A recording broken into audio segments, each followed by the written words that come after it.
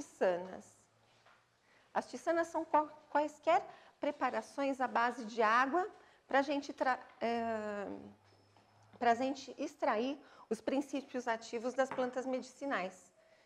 Então, tem 3 formas de a gente extrair com a base de água os princípios medicinais das plantas. Uma delas, você ferve a água e joga em cima da erva, que essa é chamada infusão. A segunda, você põe a erva para cozinhar junto com a água, então é chamada decocção. E a terceira, você põe a erva na água fria e deixa de molho, que é chamado maceração. Então, a primeira preparação que a gente vai fazer é uma maceração das sementes do coentro em água. Então, eu vou colocar as sementes na água e como a gente tem que esperar um certo tempo para essas sementes poderem transformar e deixar os princípios ativos dela para dentro da água, então a gente vai preparar por primeiro e vai deixar ela ali de molho para degustar depois.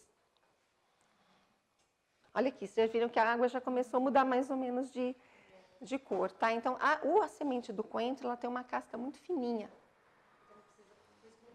Então, rapidinho, em 2, 3 horas, a gente já consegue atingir. Mas tem outras sementes que são mais duras e cascas também, essas podem ficar mais tempo. Quais são as ações do coentro? O coentro, acima de tudo, ele é digestivo. Vocês lembram dos 3 doshas, vata, pitta, kapha?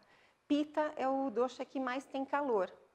E o coentro é uma erva digestiva de potência fria. Então, ela esfria aquele fogo todo do pitta. A segunda preparo que a gente vai fazer agora é uma infusão quente. Uma infusão quente de folhas de menta. Então, essa aqui é a hortelã, chama menta piperita. Eu vou higienizar minhas folhas aqui. Então, eu vou colocar minhas folhinhas aqui. E agora a gente vai ferver água para jogar em cima. Eu vou usar água filtrada, que a gente não vai ferver os 10 minutos para esterilizar, então eu já peguei a água de lá do filtro. Quando a gente fala em Ayurveda, a gente tem que falar assim, vata, pitta, kapha e digestão. São esses os conceitos que a gente usa. Quando você fala em vata, pitta, kapha, a gente pega as 456 mil doenças que tem no CID e transforma em 3 doshas. Os doshas, eles comandam as funções do organismo inteiro. Então, lembra que a gente falou na outra aula que eles têm aspectos mentais, você tem aspectos da digestão, você tem a constituição física e você tem até a eliminação de fezes, urina. Então, embora uma pessoa possa ter tudo de um dosha só, às vezes o intestino dela funciona no formato de um dosha, o corpo dele tem o formato de outra, ou está com o formato de outra, a mente dela pensa no formato de outra, então você tem o que você chama das constituições mistas. Então, às vezes você tem uma mente mais kapha, um intestino mais pitta. Às vezes você pode ter uma mente mais vata, um corpo mais kapha. Que por causa da ansiedade do vata, o que acontece? Essa pessoa ela come demais, porque está sempre ansiosa. E aí ela acaba acumulando kapha no corpo dela e ganhando peso. Né? Agora você tem ansioso que não come. Quando está ansioso, perde a fome. Então, esse cara vai ter dificuldade para ganhar peso. Então, você consegue também ter vários aspectos misturados. Quando você pensar em mente, intestino, corpo, você tem que separar e cada sintoma que a pessoa tem, você tem que pensar nos doshas, para cada área do corpo. Aí fica facinho de você entender. Todo mundo tem os 3 doshas, porque todo mundo tem que ter a lubrificação do kapha, tem que ter a agilidade do vata e tem que ter o metabolismo do pitta, né, que são as 3 coisas principais. Então, todo mundo tem. Só que cada pessoa, especialmente até em cada horário do dia, lembra que eu falei? Pode ter o agravamento de um ou de outro dosha. Bom, nossa água já ferveu. Eu vou desligar aqui um pouquinho. E vou deixar uns 2, 3 minutinhos aqui a água esfriar para a gente poder cobrir a nossa erva. A próxima preparação que a gente vai fazer também é digestiva.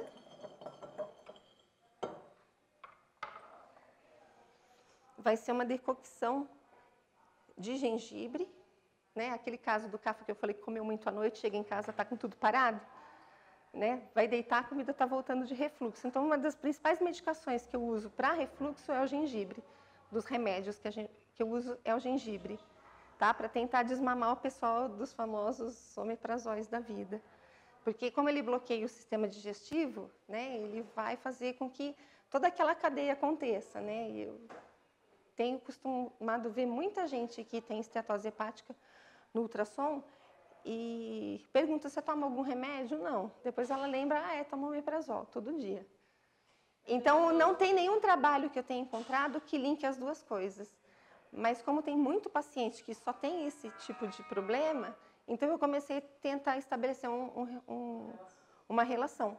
E aí fui conversar com outro colega que estuda só bioquímica e ele falou, Val, a relação é nítida, porque você bloqueia a digestão, você bloqueia a absorção de ferro, sem o ferro, o ciclo de Krebs, que vai fazer a absorção, que vai fazer a degradação da glicose e transformá-la em energia.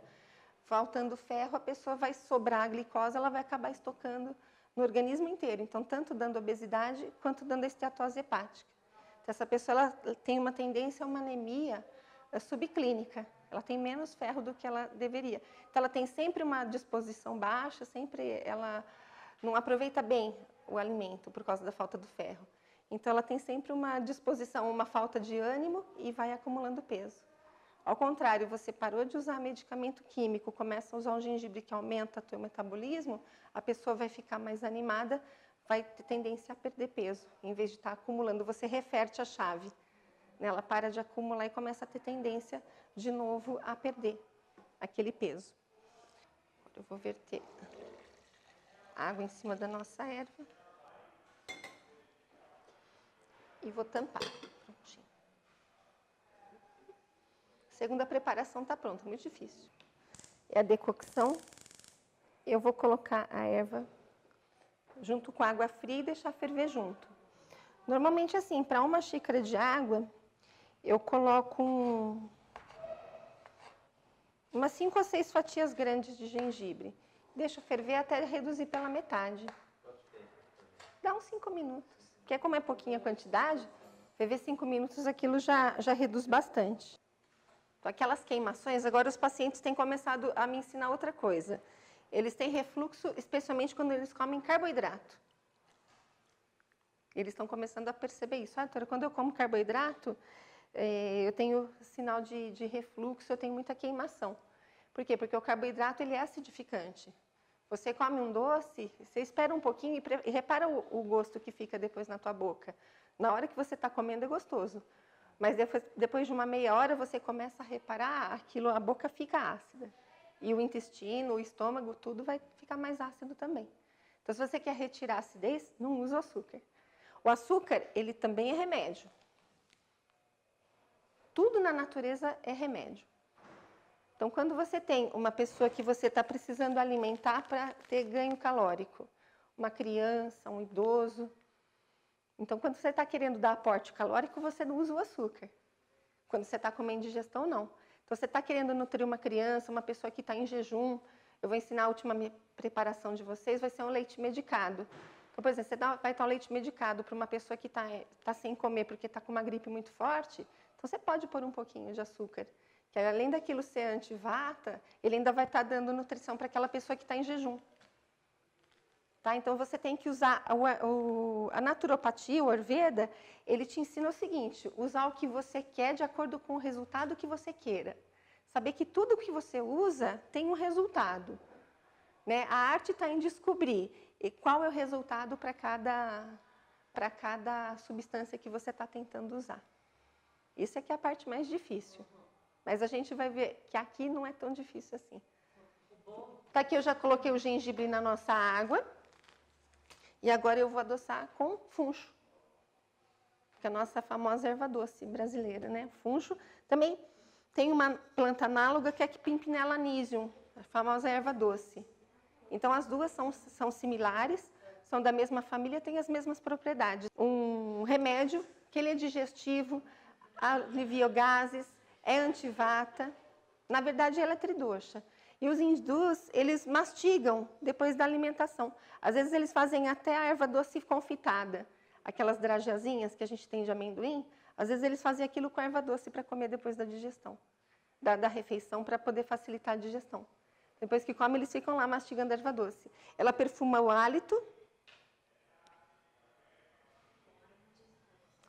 e também diminui a formação de gases e aumenta o poder digestivo.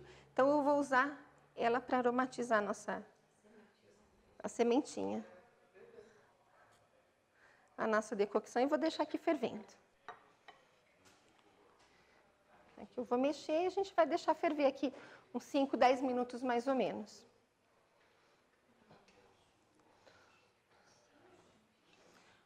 Próximo preparado que eu vou fazer, agora eu vou ensinar vocês a fazerem 2 tipos de xarope. Um a frio, que eu vou fazer à base de mel. Então, o mel não pode ser aquecido e também não pode ser dado para criança com menos de 2 anos de idade, porque ele tem risco de pegar intoxicação por botulismo. Então, a gente vai fazer um que é com uma decocção e o outro que é frio. Então, a gente vai colocar agora a água da decocção para ferver. Então, aqui a gente está fazendo uma decocção, a terceira forma de tiçana, de gengibre com erva doce. E agora a gente vai fazer uma decocção para fazer o xarope. Então, eu vou fazer o xarope. O xarope, como é que ele é feito? A mesma coisa.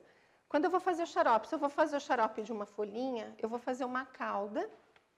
Então, por exemplo, o pessoal usa xarope de poejo para tosse de criança. Não usa, na nossa tradicionalidade.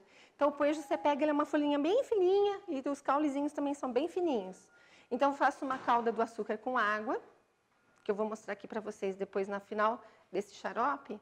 Eu vou pegar a decocção como se fosse água, vou juntar açúcar e aí eu vou aromatizar com a menta. Então, por exemplo, se eu fosse fazer um xarope já de uma erva que não precisasse cozinhar, eu só fazia calda, jogava o poejo e abafava, deixava esfriar na panela, só coava, o xarope estava pronto. Ele é muito simples de ser feito, quando você tem a planta em folhinha em casa. Quando você tem a planta seca, que ela vem às vezes com caule, vocês podem olhar que a erva ela tem caule aqui junto. Às vezes você usa raiz, quando você usa um Phyllanthus niruri, que é um quebra-pedra, ela vem a planta toda, ela vem folha, os frutinhos dele, vem o caule e vem a raizinha junto. Você encontra ela inteirinha aqui. Então, aí já o interessante é você fazer uma decocção. Ferve 5, 10 minutos e deixa esfriar. Tem plantas que são folhas, mas essas folhas têm que ser cozidas para liberar o princípio ativo. São folhas grossas. Se você só jogar água, ela não fica boa. Uma dessas folhas é o guaco. Então, se você faz o xarope de guaco só jogando da primeira maneira, como eu falei, joga na calda e esfria, ele não vai dar um xarope de qualidade. O guaco ele tem que ser fervido. Então, tem várias... Isso é preparo tradicional. A pessoa sabe que aquela planta precisa ser fervida para poder inativar alguma coisa ou para poder ativar outras. Você pegar o óleo de rícino ele é tóxico para o corpo humano, mas o óleo de rícino ele pode ser usado. Por quê? Porque esse óleo de rícino ele é fervido. Rícino é uma planta? É a planta, é a mamona. Ah, é mamona? É a mamona. Gente, que absurdo. Então, a única parte... Tô chocada. Nossa, eu não fui pra caramba. E cresce em tudo quanto é lugar. É ruim nada. Você nunca jogou bolinha daquilo? Nunca fez bolinha de... Você nunca fez bolinha de sabão com o negócio? É que aquele dá um óleo maravilhoso, que é muito terapêutico. Os antigos só usavam aquilo para tratar um monte de coisas, especialmente constipação. O pessoal mais antigo que a gente foi criado... Eu já vou desligar nossa decocção, vou deixar esfriar aqui. Depois que está pronto, a gente põe a tampa.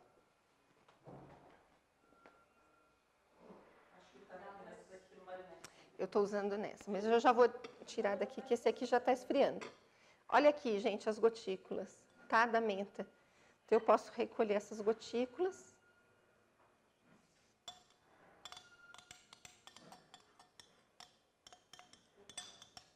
Olha lá. E voltar para a nossa infusão. Pronto. Esse aqui eu deixo cobertinho aqui. Você não pode cozinhar já tampado? Aí eu quero que ela reduza. né? Eu pus 1 xícara de água, por exemplo, aqui eu pus mais, que é para dar para todo mundo. E eu vou querer que fique até em meia, então por isso que eu cozi. Se eu tampar, eu não vou conseguir reduzir, para ele concentrar e... Porque se você está com uma indigestão, o que você precisa? Usar uma medicação que esteja, um remédio que esteja concentrado. Se eu estou com uma congestão por cafa, que já tem um monte de líquido na barriga, eu vou tomar mais 1 xícara, né? Vai dar mais líquido ainda. Então, o ideal é que você tome, assim, 50 ml, 70 ml, ou meia xícara, no máximo 100 ml daquela tua decocção. Por isso que eu deixei ela reduzir. Tá? Que um pouquinho de remédio que você toma, ele está bem concentrado. Agora eu vou deixar ele aqui esfriando. Então, parece uma coisa que é boba, né? Mas são essas perguntas, justamente, que fazem a diferença. Fala assim, como eu preparava tudo achando que era tudo a mesma coisa, que era tudo chá. Então, tem plantas, que nem o rícino, como eu estava falando, que ele é usado para constipação, usado para várias coisas.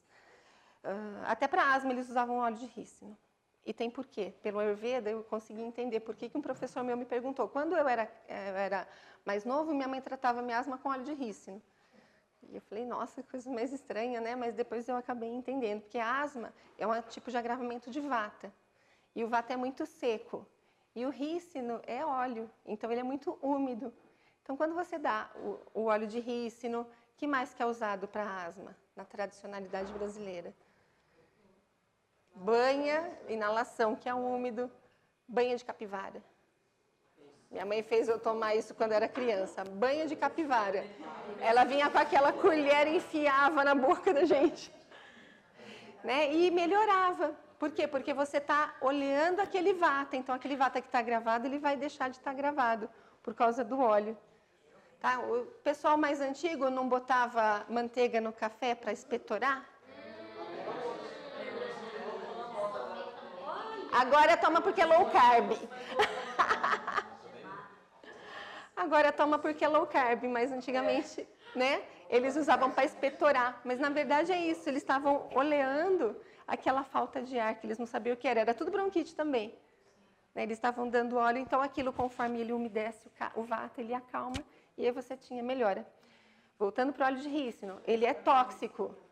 Então, quando você prensa e filtra, uma parte da ricicina, ela sai durante a filtragem, mas depois ele é aquecido, e esse aquecimento, essa fervura, ele vai inativar o resto da ricicina, que ela é tóxica para o corpo humano, e aí você já pode usar. Se você pegar a mandioca, você tem a espécie normal, você tem a mandioca brava, não tem? Então, só o pessoal que tem o costume da tradicionalidade sabe que aquela mandioca que é brava, ela tem que ser fervida por 24 horas para virar alimento. Isso é conhecimento tradicional.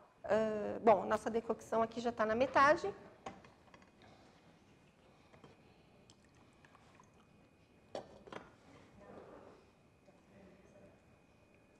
Agora a gente vai degustar a de gengibre.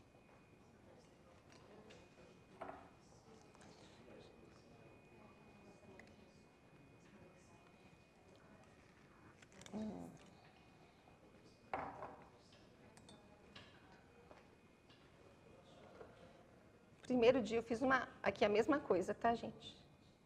Vou recolher aqui as gotículas.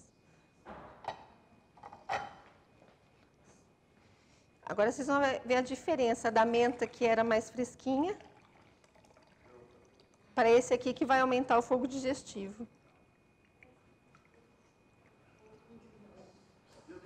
O adoçante.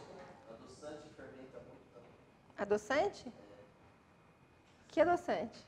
Essa adoçante aí, sacarose. A sacarose é o açúcar, né?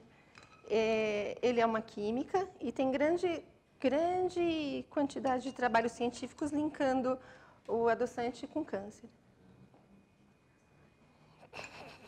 Eu prefiro não usar. Eu prefiro adoçar com coisa natural, né? Uma estévia, que agora a moda é estévia. Vocês viram que até Coca-Cola agora é com estévia. Eu já falo para usar estévia já faz uns 20 anos. E eles têm usado um outro adoçante agora, que é retirado de casca de planta, que é o xilitol. Agora, a grande moda vai ser o xilitol. Ainda não é, mas a grande moda vai ser o xilitol. Ele é um adoçante bem interessante, que ele é resistente ao aquecimento para você fazer xarope, por exemplo, para diabético. Ele não vai dar a textura do xarope. O xilitol.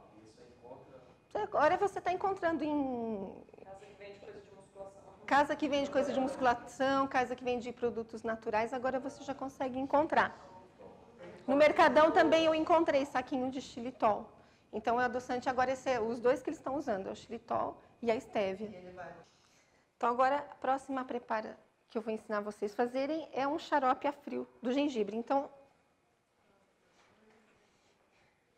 eu vou pegar leve, eu não vou pôr muito gengibre. Para ninguém sair daqui queimando, mas depois nós vamos tomar nosso coentro. Nosso antídoto do gengibre. Mas o interessante de degustar, não ensinem nada que vocês nunca tenham testado. Tá? É muito interessante vocês ensinarem aquilo que vocês já testaram e que vocês têm conhecimento disso. O mais importante é vocês ensinarem aquilo que vocês têm experiência, que vocês já experienciaram. Então, essas aqui que eu estou indicando para vocês, eu tenho muita experiência com elas, porque eu uso na minha família já faz mais de 7 anos. E meus meninos, até esse ano, eles tinham passado 7 anos sem tomar antibiótico. Com 4. Eles são filhos de médica, que vivem no hospital, levar só bicho ruim para casa. Isso é uma glória. Nossa decocção já está bom, já diminuiu pela metade. Eu vou deixar aqui.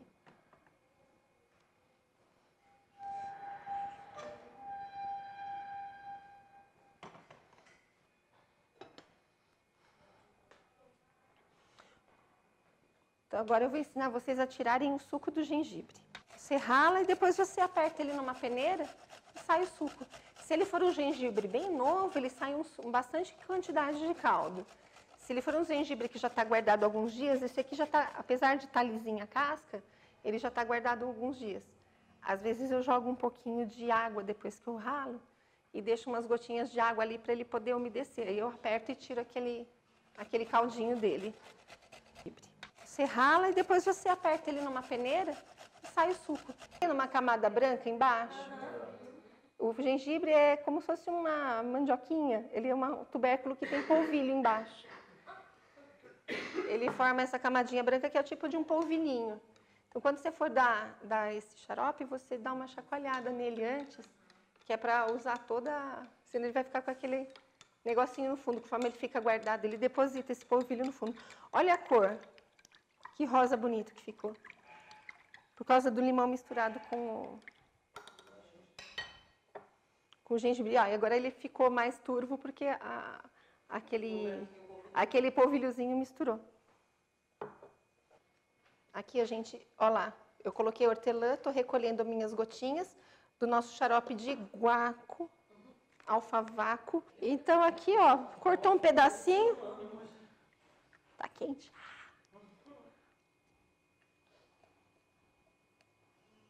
Pronto, 100% de aproveitamento do nosso xarope.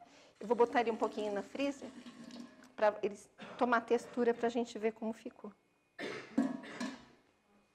Aí ficou que nem um mel, né? Bem textura de xarope mesmo. Agora vamos provar nosso xarope de guaco aromatizado.